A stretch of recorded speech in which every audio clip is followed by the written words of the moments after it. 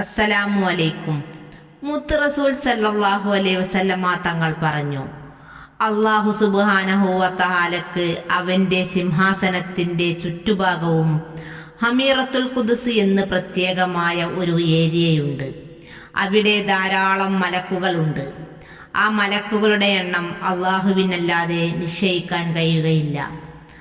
ആ മലക്കുകളൊക്കെ അതികഠിനമായിട്ട് ക്ഷീണമോ ഉറക്കമോ മടിയോ ഇല്ലാതെ നിരന്തരം ഇബാദത്ത് ചെയ്തുകൊണ്ടിരിക്കുന്ന ഒരു വിഭാഗം മലക്കുകളാണ്.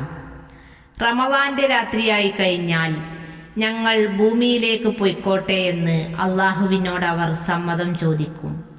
ദിക്റിന്റെ, തസ്ബീഹിന്റെ, ഖുർആനോത്തിന്റെ, സുജൂദിന്റെ, റുകൂഇന്റെ പശ്ചാത്തലങ്ങളൊക്കെ ഉണ്ടായി കഴിഞ്ഞാൽ ആ മലക്കുകൾക്ക് അവിടെ എത്താൻ വല്ലാത്തൊരു താല്പര്യമാണ്. അല്ലാഹു സുബ്ഹാനഹു വ തആല അവർക്ക് സമ്മതം കൊടുക്കും. ഇങ്ങനെ ഒരു വിഭാഗം മലക്കുകൾ എല്ലാ രാത്രിയും ഭൂമിയിലേക്ക് വരുന്നുണ്ട്. ആ മലക്കുകൾ ഭൂമിയിലേക്ക് ഇറങ്ങി വന്നു.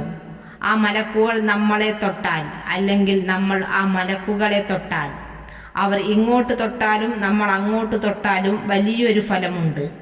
ഒരിക്കലും അവൻ പരാജിതനാവുകയില്ല എന്ന അവസ്ഥ ഉണ്ടാവുകയില്ല. പരാജിതനാവുക എന്നാൽ ലാ ഇലാഹ ഇല്ലല്ലാഹ് മുഹമ്മദുർ റസൂലുള്ളാഹ് എന്നത് നമ്മളിൽ നിന്ന് ഊരിപ്പോവുക എന്ന അവസ്ഥ ഉണ്ടാവില്ല. വിജയത്തിന്റെ വഴിയിലേക്ക് നമ്മൾ എത്തിപ്പെടാൻ ഈ മലക്കുകളുമായുള്ള ബന്ധം കാരണമാവുമെന്ന് മുത്തു മുഹമ്മദ് മുസ്തഫ സല്ലല്ലാഹു അലൈഹി വസല്ലം തങ്ങൾ പറഞ്ഞു. നോമ്പ് പകുതിയും കഴിഞ്ഞു. ഓരോ ദിവസം കഴിയുന്തോറും മലക്കുകളുടെ സാന്നിധ്യം, അതുപോലെ തന്നെ ആത്മീയമായ ഉയർച്ചയിലേക്കുള്ള ഉന്നതമായ അവസ്ഥകളും കൂടിക്കൂടി വരികയാണ്. ഇത്തരം മലക്കുകളുമായി സന്ധിക്കാനും അതുവഴി വിജയത്തിലെത്താനും അള്ളാഹു റബ്ബുൽ ഇസ്സത്ത് നമുക്ക് തൗഫീഖ് നൽകട്ടെ.